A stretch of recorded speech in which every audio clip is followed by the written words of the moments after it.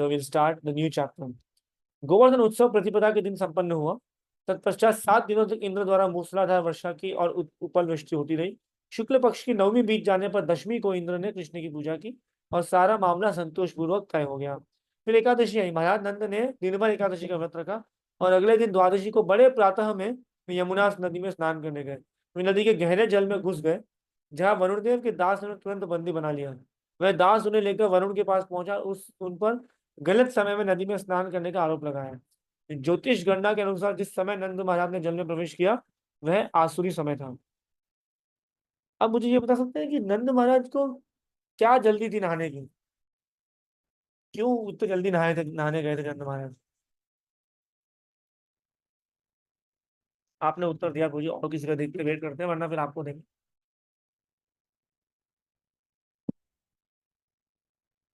No one. चलिए अक्षर को कोशिश कीजिए। जी प्रभु जी, उनको क्या अपना एकादशी का व्रत का पारण का आंसर सुनाई नहीं दिया, पर आंसर सही है आपका। उस करना एकादशी के बाद की जो द्वादशी थी, उसका पारण का समय बहुत कम था। It was very minimal. और उसके बीच में उनको स्नान करके भी आना था। तो ये उसी रीजन की वजह से नंद महाराज जो है वो थोड़ा जल्दी चले गए थे स्नान करने के वो लिए। स्नान करके फिर भगवान का पूजा करके एकादशी का पारण करते। Yeah, wonderful. महाराज सूर्योदय के पूर्व स्नान कर लेना चाहते थे, किंतु वे न जाने कैसे कुछ जल्दी चले गए और जिससे अशुभ समय में स्नान हुआ। अतः वे बंदी बना लिए गए। जब वरुण का दास नंद महाराज को पकड़ के चला गया तो उनके साथ चिल्ला चिल्ला कर कृष्ण बलराम को बनाने लगे।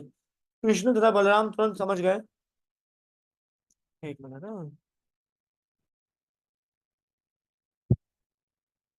ओके। कृष्ण तथा बलराम तुरंत समझ गए कि नंद महाराज वरुण के दास द्वारा ले जाए गए हैं। अतः वे वरुण के धाम पहुंचे, जो भगवान के शुद्ध भक्त हैं और श्री भगवान ही जिनके आश्रय हैं, क्योंकि वे उन वृंदावन वासियों की रक्षा प्रदान करने के दृढ़ संकल्प थे। बच्चों की तरह रक्षा के लिए कृष्ण को पुकारते हैं, ठीक उसी प्रकार जिससे माता पिता वह रक्षा के लिए अतिरिक्त और कुछ नहीं जानते। मतलब बच्चे माता पिता के अलावा कुछ नहीं जानते। वरुण देव ने कृष्ण तथा बलराम को स्वागत करते हुए कहा, हे भगवान, आपकी उपस्थिति से मेरा वरुण देवता का जीवन सफल हो गया। यद्यपि मैं जल के सारे कोष का स्वामी हूँ, किंतु मैं जानता हूँ कि इनके होने से जीवन सार्थक नहीं होता। किंतु इस क्षण आपका दर्शन करने से मेरा जीवन धन्य हो गया है, क्योंकि मुझे अब आगे भौतिक शरीर धारण नहीं करना है। अतः हे स्वामी, हे भगवान, हे परब्रह्म तथा जन जन के परमात्मा, मैं आपको नमस्कार करता हूँ। आप दिव्य पुरुष हैं, अतः आप पर प्रकृति का प्रभाव पड़ने की कोई संभावना नहीं है। मुझे खेद है कि मूर्खतावश या न जानने के कारण कि आप क्या करनी है और क्या नहीं, मेरे दास ने भूल से आपके पिता को बंदी बना लिया है। अतः मैं अपने दास के लिए अपराध के लिए क्षमा प्रार्थी हूँ। मैं सोच रहा हूँ कि मुझे दर्शन देने की आपकी योजना थी। हे कृष्ण, हे गोविंद, मुझ पर कृपा करें, यह रहे आपके पिता। आप इन्हें तुरंत वापस ले आ सकते हैं। इस प्रकार भगवान श्री कृष्ण ने अपने पिता को छुड़ाया और उनके मित्रों के समक्ष लाकर परम हर्षोल्लास सहित प्रस्तुत किया। नंद महाराज विस्मित थे कि परम ऐश्वर्यवान होते हुए भी उस देवता ने कृष्ण को इतना सम्मान किया। ये नंद के लिए विस्मयजनक था और वे अत्यंत आश्चर्यपूर्वक अपने मित्रों तथा संबंधियों से इस घटना का वर्णन करने लगे। यद्यपि कृष्ण सचमुच इतने आश्चर्यजनक रीति से कार्य कर रहे थे, तो भी महाराज नंद और माता यशोदा यह न सोच पाए कि वे वो श्री भगवान है। इसके विपरीत वे उन्हें सदैव अपना लाडला पुत्र समझते। अतः नंद महाराज ने इस तथ्य को स्वीकार नहीं किया कि वरुण ने कृष्ण की इसलिए पूजा की क्योंकि वो भगवान थे, किंतु यह मान रहे थे कि इतना आश्चर्यजनक बालक होने के कारण वरुण तक ने कृष्ण का सम्मान किया। कि भगवान ने कितनी सुंदर योग माया रची कि वो सोच रहे हैं कि नहीं नहीं, इसलिए नहीं सम्मान करके भगवान है, तो अद्भुत है ना। कृष्ण कौन है? अद्भुत। वे तो यह मान रहे थे कि इतना आश्चर्यजनक। हाँ, नंद महाराज के सारे ग्वाल मित्र यह जानने के लिए उत्सुक थे कि क्या सचमुच कृष्ण भगवान है और क्या वे उन्हें मोक्ष दे देंगे। जब इस प्रकार परस्पर मंत्रणा कर रहे थे तो कृष्ण उनके मन की बात समझ गए। उन्होंने सबको आध्यात्मिक जगत में उनके भाग्यों के प्रति आश्वस्त करने के उद्देश्य से उन्हें आध्यात्मिक आकाश के दर्शन कराया। साधारणतः सामान्य व्यक्ति इस जगत में कठोर श्रम करने में लगे रहते हैं और उन्हें इसकी कोई जानकारी नहीं रहती कि इस लोक के परे भी कोई अन्य लोक है। इसे चिदाकाश कहते हैं। चित आकाश। There's another reality, another nature which is spiritual, जहाँ जीवन शाश्वत, आनंदमय और ज्ञान के पूर्ण रहता है, जैसा कि भगवत गीता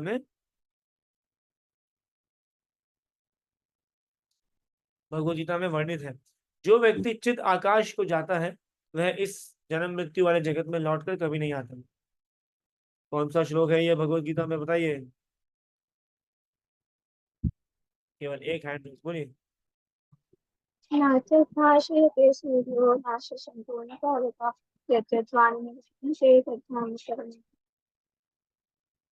क्या हो गया आपका, जितने कम लोग मतलब आंसर सही है, बट थोड़ा सा, इतना तो भगवत गीता सुन चुके हैं, पढ़ चुके हैं, इतना तो हम आजकल आगे जा ही रहे हैं कि हमको तो पता होना चाहिए। Okay next.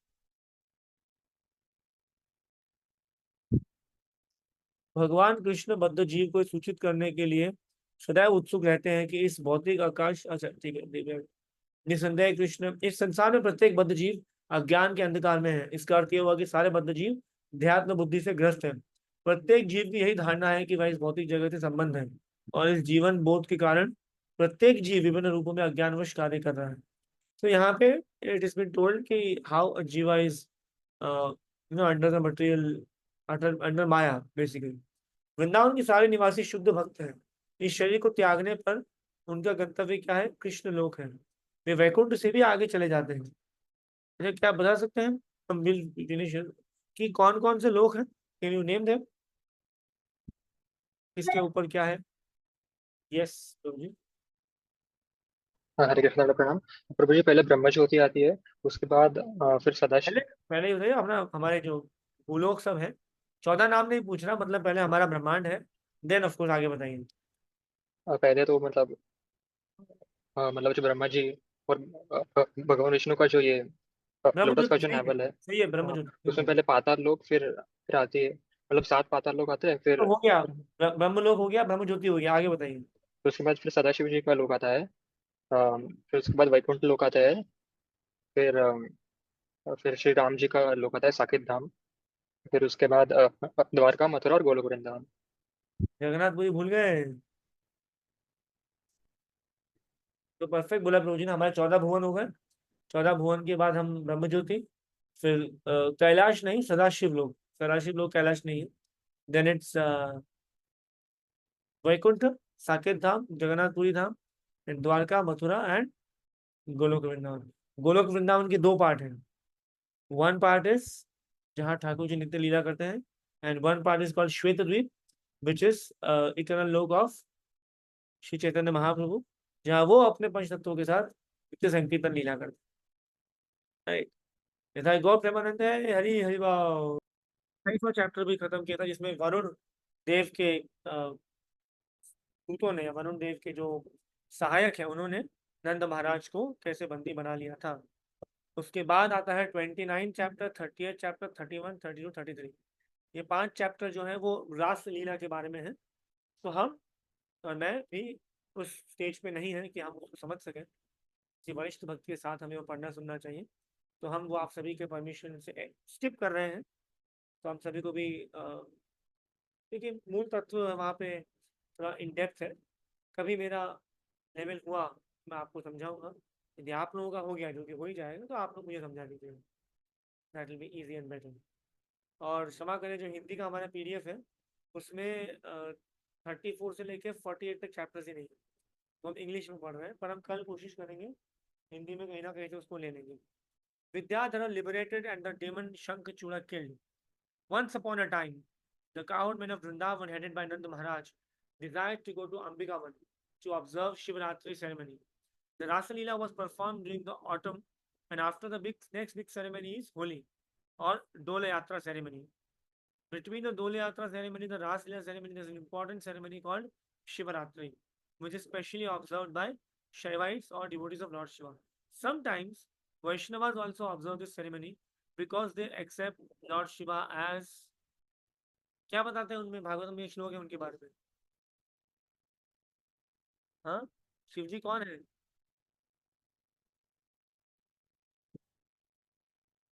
One minute. Yes project.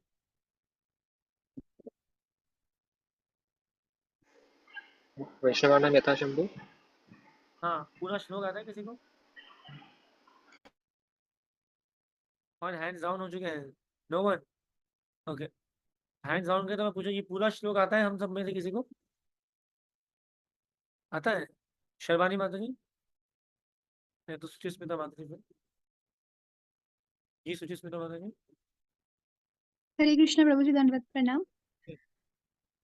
वैष्णवानां यथा शंभु, देवानां अच्युत्यथा, निम्नगानां यथा गंगा। शुरू ऐसे नहीं होता है, अब कैसे होता है ये बताएंगे ये। हरे कृष्ण। निम्नगानं यथा गंगा, देवानाम् अच्युतो यथा, वैष्णवानां यथा शंभुः, पुराणानाम् इदं तथा। तो निम्न गान मतलब जो नदियां हैं जो निम्न लोकों पे हैं उनमें गंगा श्रेष्ठ है। Then next line. देव जो है उनमें अच्युत भगवान कृष्ण सर्वोपरि है। वैष्णवा नाम यथा शंभु, जो वैष्णव है उनमें शंभु सर्वश्रेष्ठ है। और जो ग्रंथ है, पुस्तक है, स्क्रिप्चर्स है, उसमें श्रीमद् भागवतम अमल है, अमल पुराण है। नाम से मात्र 34 चैप्टर भेजा है मुझे व्हाट्सएप में, पर अब वहां से यहाँ कौन लेगा, इसलिए हम इसको शुरू करते हैं।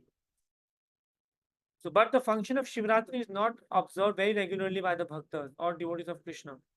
Under the circumstances, Srimad Bhagavatam states that Nanda Maharaj and the other cowherd men once upon a time desired.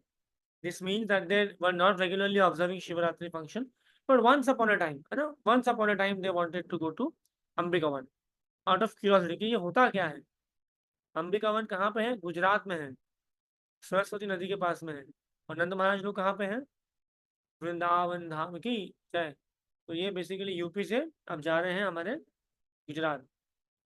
Yet we do not find any Saraswati river in Gujarat province, although there is river named Sabarmati. In India, all the big places pilgrimage are situated on nice rivers like Ganges, Ganga, Yamuna, Saraswati, Narmada, Godavari, Kaveri, Ambikavan were situated on the bank of Saraswati. And Nanda Maharaj and all cowherd men went there. They devotedly began worshipping the deity of Lord Shiva and Ambika. Ambika kaun hai? Yes, Durga Ma, Parvati. It is a general practice that wherever there is a temple of Lord Shiva, there must be another temple of Ambika, because Ambika is the wife of Lord Shiva and is the most exalted of chaste women. She doesn't live outside the association of her husband. After reaching Ambikavan, the cowherd men of Vrindavan first bathed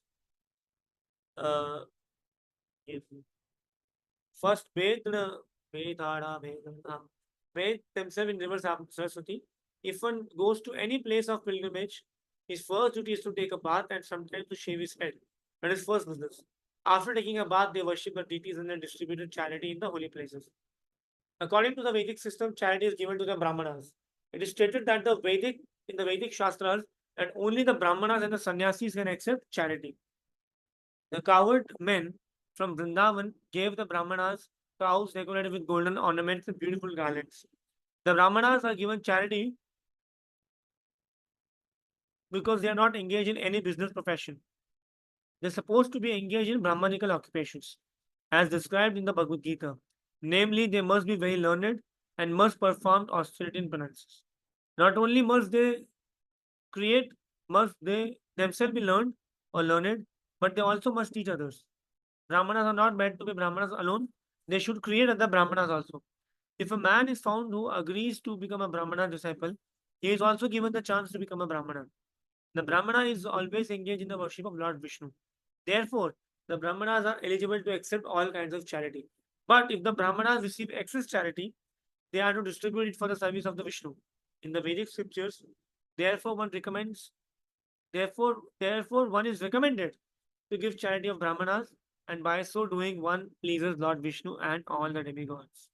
So इसीलिए क्या बताया गया है कि जो दक्षिणा है, दान दक्षिणा है, वो ब्राह्मणास या ब्राह्मण जो है उन्हीं को देनी चाहिए। भी कैसे ब्राह्मणों को? जो वैदिक कर्म कांडों में, जो कर्म कांडों में ना लगे हो, जो भक्ति में हो।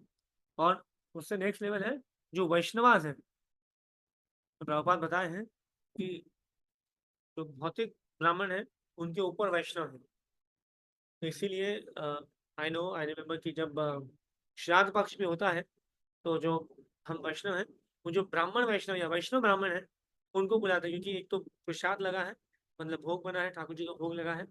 भोग लग के जब हम वैष्णव ब्राह्मण को दे रहे हैं तो पितृगण बहुत खुश होते हैं, पितृगण बहुत खुश होते हैं, और इसीलिए वो आपको ऋण से मुक्त कर देते हैं। तो जो चैरिटी है, यदि अभी तो पितृपक्ष चल रहा है, हम जानते हैं, तो चैरिटी भी दे, तो नहीं समझ में आ रहा ब्राह्मण ब्राह्मण ये वो, इस्कॉन में जाके दान दे के आ जाए, बेस्ट। जिसको नहीं समझ में आ रहा है इस्कॉन भी है, तो हम QR कोड देंगे कल परसों में, अगर अग्री हुए हमारे लीडर्स, आप हमको दीजिए, हम इकट्ठा करके हम श्री मायापुर, श्री वृंदावन में गोविंद गोपाल, गोविंद गोपीनाथ, मदन मोहन, माधव, श्याम सुंदर के चरणों में हम वो अर्पण कर देंगे। क्योंकि जो लक्ष्मी है वो कहाँ यूज होनी चाहिए? माधव के चरणों में, कृष्ण के चरणों में, लक्ष्मीपति के चरणों में। तो ऑफकोर्स आपके माता पिता जिस तरह किसी ब्राह्मण को बुलाएंगे और वो नहीं मानेंगे आपकी बात, तो कोई बात नहीं, आप यथाशक्ति कोशिश कीजिएगा किसी वैष्णव ब्राह्मण को बुलाने की। यदि नहीं माने तो भी कोई बात नहीं, कम से कम घर पे भोग लगाइएगा। भोग लगाने से, प्रसाद देने से पितरों को जल्दी कृपा मिलती है। ये मेरे बात नहीं है, ये आप गरुड़ पुराण में पढ़ सकते हैं। ये गरुड़ पुराण में आजकल लोग मरने के बाद 4 दिन की कथा रखते हैं, पर उसके बाद क्या होता है वो बताते नहीं, ये खुद भी नहीं जानते वो लोग। सो पुराणों में, इतिहासों में सब लिखा हुआ है। It is always best to offer the bhoga, offer करना है भोग हमें ठाकुर जी को, उसके बाद किसी ब्राह्मण को खिलाइए। और वो ब्राह्मण जो पहुंच रहा हूँ पहुंच रहा हूँ, और रास्ते में या बीड़ी बीड़ी सिगरेट विगरेट पी के नहीं आ रहा हूँ, कम से कम लीस्ट चीजें करता हूँ। और नहीं तो वैष्णव ब्राह्मण जो है वो तो बेस्ट है ही। लास्ट ईयर हमारे श्राद्ध पे, मेरे दादाजी के श्राद्ध पे, my father was not there, he was outside somewhere travelling. So मेरी माँ ने मुझे बोला कि आप लोग मायापुर में श्राद्ध कर लीजिएगा। तो हमने, मैं सीनियर भी हैं ऑफकोर्स इष्टदेव प्रभु, और वो ब्राह्मण तो है ही, वैष्णव ब्राह्मण है ही, उनको बुलाया। मुझे यकीन है, क्योंकि हमने भोग लगाया हुआ था, क्योंकि हमने वैष्णव ब्राह्मण को बुलाया, इसलिए उस दिन हमारे पितृ और खुश हुए होंगे, लिबरेट हो गए होंगे, क्योंकि ठाकुर जी को भोग भी लगा एंड किसी वैष्णव ब्राह्मण को भोजन करना। तो ये बहुत जरूरी है, सब चीजें समझना।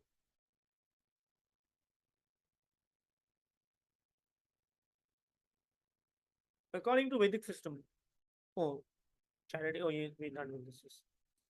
The pilgrims take a bath, worship the deity, and give charity. They are also recommended to fast on one day. They should go to a pilgrimage and stay there for at least 3 days. The first day spent fasting. At night, they can drink a little water because water does not break the fast.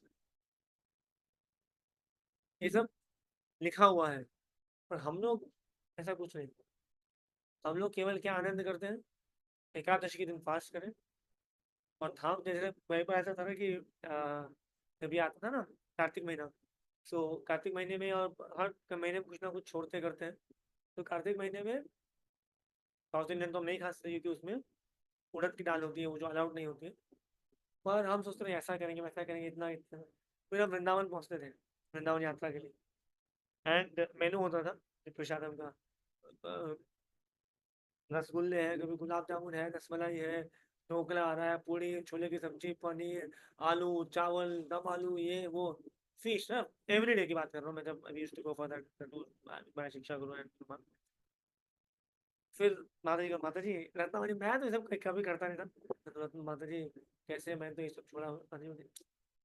तो वृंदावन में हो बेटा, ये सब नहीं होता वृंदावन में। 7 दिन दबा के मुझे, of course South Indian is not allowed strict because उड़द की दाल वगैरह है, बट अदरवाइज धाम में है तो हमें धामी के जो कर्तव्य है करने चाहिए, जैसे कि दर्शन, नाम जप, हमें चलना चाहिए, हमें कुछ चैरिटी देनी चाहिए, but fasting is not our cup of milk.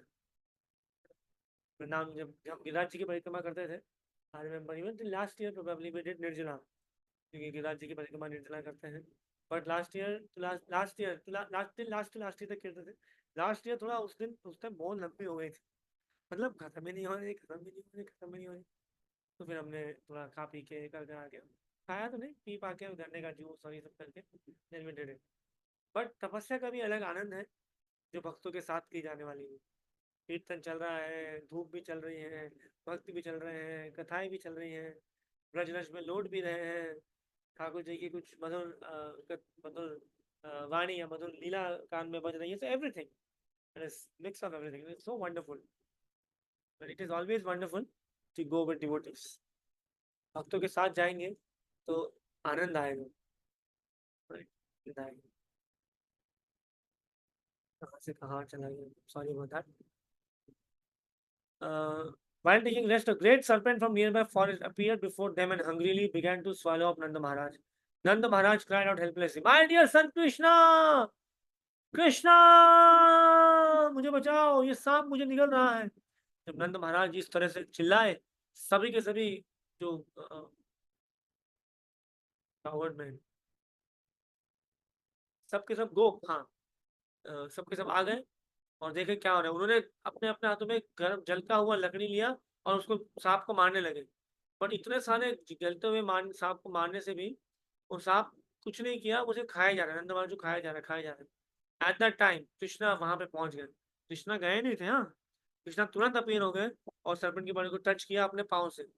Immediately serpent अपना बॉडी त्याग के बहुत सुंदर एक डेमीगॉड जिसका नाम था विद्याधर वो बन गया.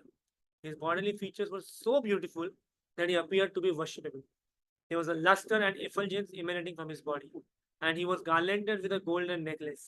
He offered obeisances to Lord Krishna and stood before him with great humility. Krishna then asked the demigod, "You appear to be very nice demigod and to be favored by that goddess of fortune. How is it?" बोले आप तो देवता लगते हो, आप तो लक्ष्मी कृपा लगती है, तो ऐसा कैसे कि you have been into abominable activity? ऐसा क्या किया आपने कि आप एक सांप बन गए? अब जो ये विद्याधर है जो अपनी कथा बताएंगे, कहानी बताएंगे, वो हम कल लेंगे. ये थोड़ा सा वो इंटरेस्टिंग है. आज मेरे हमारे गिरिराज जी की परिक्रमा के जो संवाद थे उसे करते करते ही समय समाप्त हुआ है. बट याद रखिएगा, जो भी हो 13, 14, 15 को हमें जून में हमें गिरिराज गोवर्धन की शरण में आना है. कि जो मैं चीजें बोल रहा हूँ वो जब हम लिव, व्हेन वी लिव, तब एक अलग आनंद आता है. बोलना इजी है पर इतने साल, जैसे this would be my 12th year of going to Vrindavan in Kartik. So बोलना आसान है, 12 साल हुए, but it is every year such a wonderful experience. और शायद उन्हीं 11 सालों की तपस्या या कृपा है कि हम श्री राम मायापुर में वास मिला हमें. ऑफकोर्स सबसे बड़ी तपस्या, सबसे बड़ी कृपा तो आप सबकी है, भक्तों की है. भक्तों के आशीर्वाद से सब होता है. It is all of your glory that ये सब हो पा रहा है. कृपा बनाए रखिए, आशीर्वाद देते रहे, प्रार्थनाएं करते रहिए. आप सबकी प्रार्थनाओं से ठाकुर जी प्रसन्न होते हैं, क्योंकि I have no good qualifications. जो भी कुछ है सब आप लोगों की कृपा से हो पा रहा है, आप लोगों के आशीर्वाद से हो रहा है. और एक परम वैष्णवी आई है अभी अभी, ब्रज वल्लभी वैष्णवी देवीदास, उनकी कृपा से हो ही रहा है. So thank you so much Krishna बंधुस. Anyone has any questions, observation, comments, reflections? रहे थे घर नामक एक सर्प की, और साथ में अब श्राप ताप हो चुका है, सब कुछ हो चुका है. अब वो सोच रहे हैं कि ऐसा क्यों हुआ, क्या हुआ. भगवान पूछ रहे हैं. तो अब हे भगवान, अपने पूर्व जन्म में मेरा नाम विद्याधर था और मैं सारे संसार में अपनी सुंदरता के लिए विख्यात था. विख्यात व्यक्ति होने के कारण मैं अपने विमान में सर्वत्र विचरण करता रहता था. विचरण करते हुए मुझे अंगिरा नामक ऋषि दिखे जो अत्यंत कुरूप थे, और चूंकि मुझे अपनी सुंदरता का गर्व था अतः मैंने उनका उपहास किया. इसी पाप कर्म के कारण ऋषि ने मुझे सर्प बना दिया. मतलब देखिए, इस भौतिक जगत में होता है ना, परी हूं मैं या कभी कभी परा हूं मैं भी, दोनों ही. ऐसा नहीं परी माताएं क्यों इसमें आए. या तो भाई साहब थे हमारे देवता, बड़े सुंदर थे, नैन नक्श एकदम कटे कटा, एकदम सुंदर त्वचा, और अपने आप को मिस्टर वर्ल्ड मानते हुए या मिस्टर यूनिवर्स. ऑफ देवता है तो वहाँ के मिस्टर देवलोक माने होंगे, और हंस दिए. अरे ये सुंदर वामन कैसा दिखता है. मैं मेरे ऊपर तो नहीं, मैं तो क्या श्राप देता. अंगिरा मुनि पे हंस दिया. अंगिरा मुनि है भाई. अब एक बात यहाँ ध्यान देने योग्य है कि वो अंगिरा मुनि ने उन्हें श्राप तो दिया, यदि आप देखेंगे ना तो अंगिरा मुनि ने उनपे क्या की, कृपा की. क्यों? क्योंकि उनको भगवान कृष्ण के दर्शन हुए. राइट. तो यहाँ पे हम कभी भी जो हमारे पास ऑपिनियंस है उससे हम उड़ ना जाए, वो ध्यान रखें. ओह, प्रभुपाद यहाँ ध्यान देने योग्य है कि कृष्ण की कृपा के पहले मनुष्य सदैव प्रकृति गुणों के अधीन रहता है, चाहे वह भौतिक दृष्टि से कितना ही उन्नत क्यों ना हो। विद्याधर भौतिक दृष्टि से उन्नत देवता था और वह अत्यंत सुंदर था। उसको अच्छा भौतिक पद प्राप्त और विमान से सर्वत्र विचरण कर सकता था, फिर भी अगले जन्म में सर्प बनने का श्राप मिला। कोई भी भौतिक दृष्टि से उन्नत व्यक्ति यदि वह सावधानी नहीं बरतता तो घृणित निम्न योनि में जाने के लिए शापित हो सकता है। लोगों की यह भ्रांत धारणा है कि एक बार मनुष्य देह प्राप्त करके कोई नीचे नहीं गिरता। विद्याधर स्वयं बतलाता है कि वह देवता था किंतु उसे सर्प बनना पड़ा, किंतु जब कृष्ण ने अपने चरण कमलों से उसका स्पर्श कर दिया वह तुरंत कृष्ण भावनामृत को प्राप्त हो गया। किंतु उसने यह स्वीकार किया कि पूर्व जन्म में वह सचमुच पापी था। कृष्ण भावना भावित पुरुष जानता है कि वह कृष्ण का दासानुदास है, वह अत्यंत तुच्छ है और जो भी कुछ सदकार्य वह करता है वह सब कुछ कृष्ण तथा गुरु की कृपा से के कारण होता है।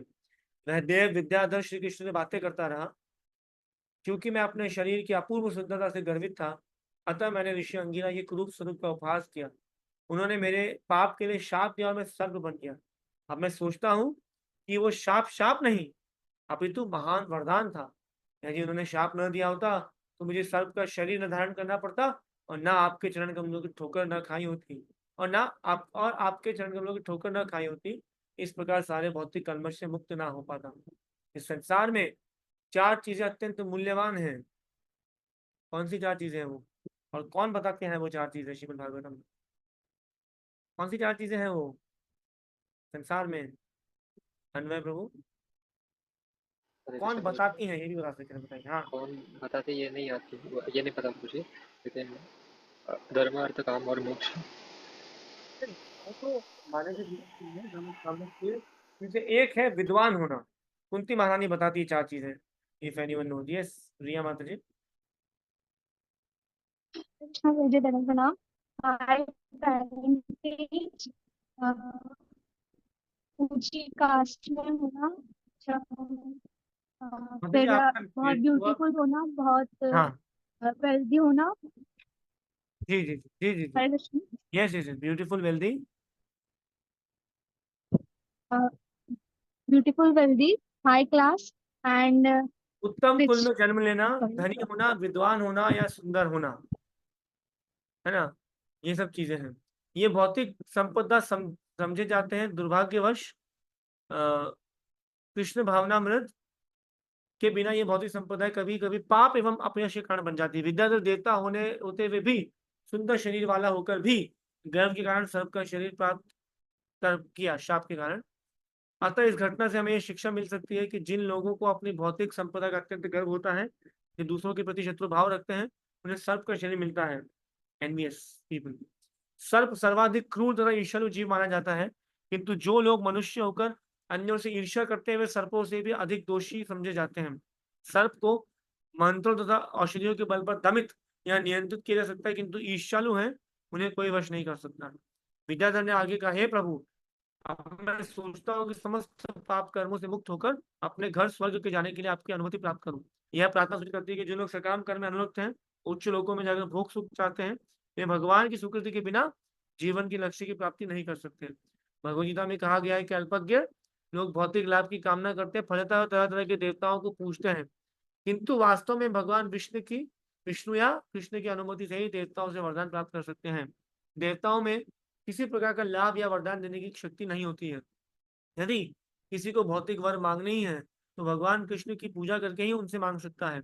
कृष्ण भौतिक वरदान देने में भी सक्षम है, किंतु एक देवता से भौतिक वरदान की याचना करने तथा कृष्ण से याचना करने में अंतर है। ध्रुव महाराज ने भौतिक वरदान के लिए भगवान की पूजा की थी, किंतु जब वास्तव में भगवान की कृपा प्राप्त हुई और दर्शन हुए तो ध्रुव महाराज ने क्या कहा था? क्या कहा ध्रुव महाराज ने? आप दोनों के अलावा, हाँ नीतू माता जी, यस, वरना गायत्री माता जी, जी नीतू माता जी। हरे कृष्ण प्रभु जी। ध्रुव महाराज ने वही मतलब प्रेयर किया था कि उनको उनके पापा से भी ज्यादा धनी। नो वो तो है, पर वो क्या था कि तो जब भगवान उनको मिले तब वो क्या बोले उनसे, ये पूछ रहा हूँ। तो वो बोले कि उनको मतलब वो ढूंढने गए थे कि पता नहीं, मतलब उनको डायमंड मिल गया ऐसा कुछ। यस यस, गायत्री माता जी। ऑलमोस्ट। यस, हरे कृष्ण और विद्यार्थी प्रणाम प्रभु जी। सही था, और बहुत सही था। कांच के टुकड़े, मतलब भौतिक जो यस, संप्रदाय, कांच के टुकड़े। कांच के टुकड़े ढूंढने गए थे पर मिल गया क्या? हीरा। बड़ा सुंदर बात है। अब लोअर हैंड्स करते हैं हम, और एक नया प्रश्न पूछते हैं। ध्रुव महाराज को कौन से अवतार के दर्शन हुए थे? ओ श्मित मत जी की जय। Yes ma'am. हरे कृष्ण प्रभु जी, दंडवत प्रणाम। कृष्ण गर्भ। कृष्णी गर्भ। कृष्णी गर्भ के माता पिता का नाम क्या है? एनीवन? पारुल माता जी?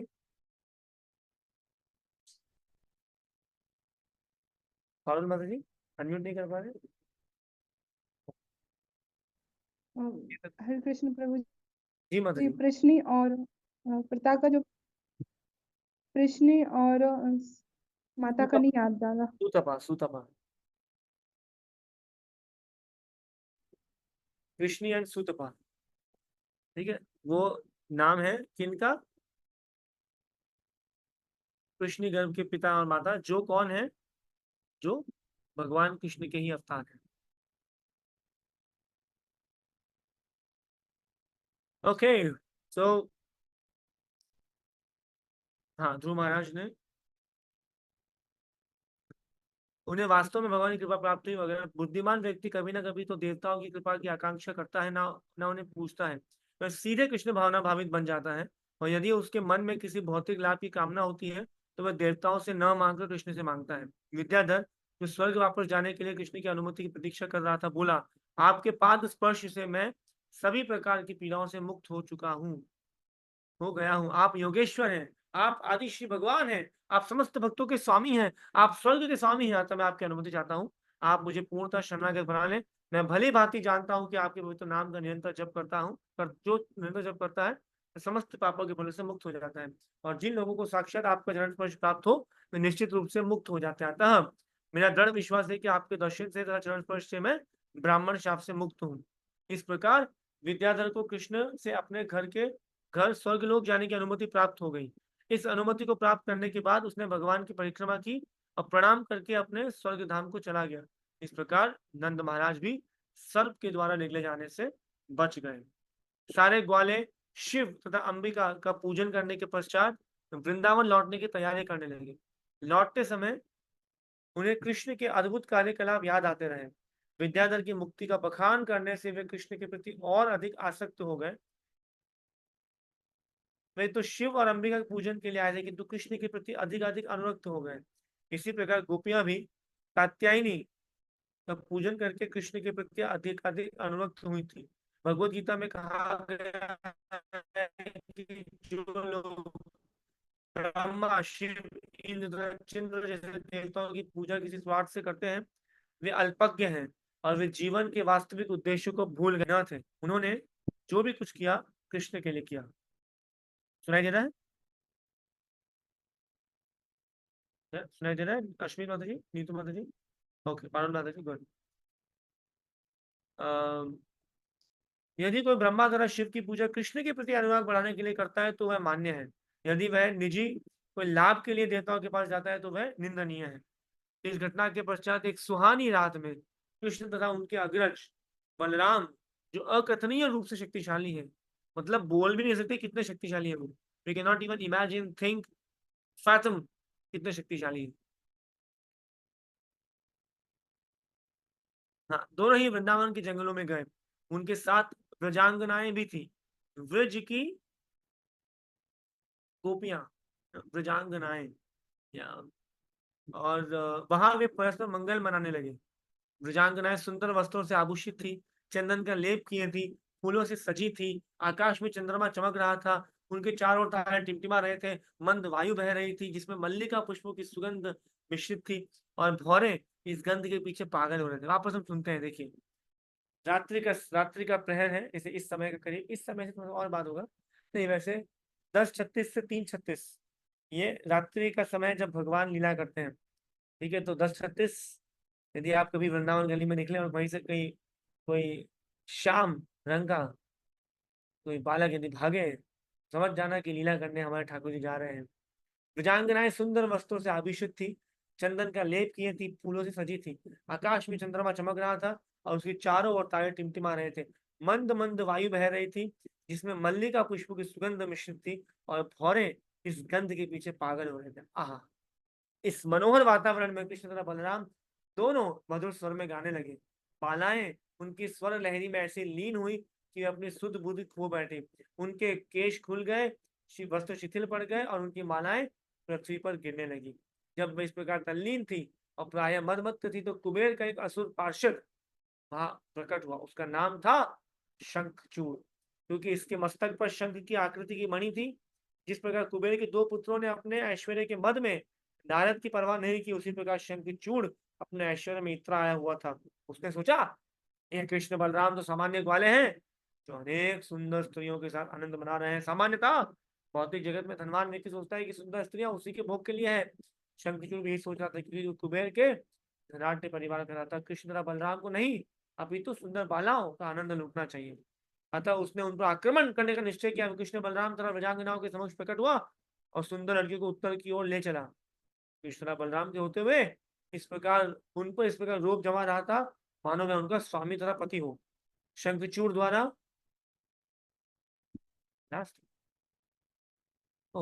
शंखचूड़ द्वारा इस प्रकार अपहरण की व्रजाबाला रक्षा के लिए कृष्ण बलराम का नाम पुकारने लगी। वे गोपियां से कहते जा, डरना नहीं, ये हम इस अस्त्र को अभी दंड दे रहे हैं, चिंता मत कीजिए।